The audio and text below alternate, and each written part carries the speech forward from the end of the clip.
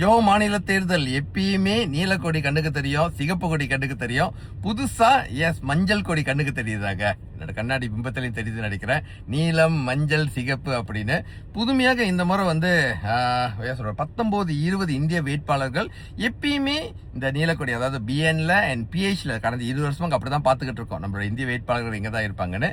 இப்போ வந்து பிஎன்லயும் வந்து அதிகமான இந்தியர்கள் இருக்காங்க.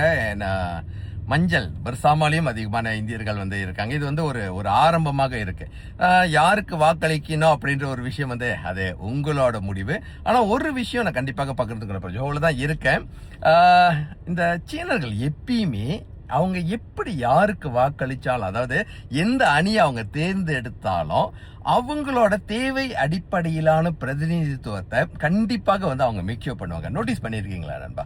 அதாவது நீளமாக இருக்கட்டும், சிகப்பாக இருக்கட்டும், ஏன் தெரியுங்களா, மேபி மஞ்சளுக்கு கூட வாய்ப்பு கொடுக்கலாம். ஆனா அவங்களோட தேவை அடிப்படையிலான பிரதிநிதித்துவம், நீட் பேஸ் ரிப்ரசன்டேஷனை பத்தி நான் நிறைய காணொலிகள் வந்து பேசியிருக்கேன். ஸோ அந்த ஒரு விஷயத்த கண்டிப்பாக முக்கியத்துவம் கொடுத்து அவங்களுக்கு உண்டான விஷயங்களை வந்து எப்படி அவங்களுக்கு கிட்ட வந்து சேரணுன்ற ஒரு விஷயத்த எப்பயுமே உறுதிப்படுத்துறதுல ரொம்ப ரொம்ப தெளிவாக இருப்பாங்க.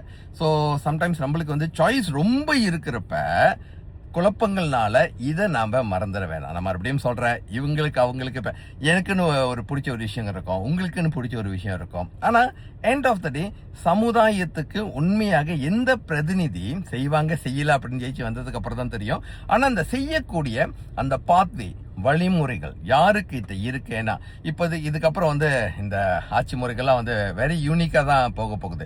மத்தியில வந்து கூட்டணி, ஆனா இப்ப மாநிலத்துல வந்து எல்லாம் தனி அணி அப்படின்ற ஒரு விஷயம்லாம் வந்து இதுக்கு மேல பழக்கப்படுத்திட்டு தாங்க ஆகணும்.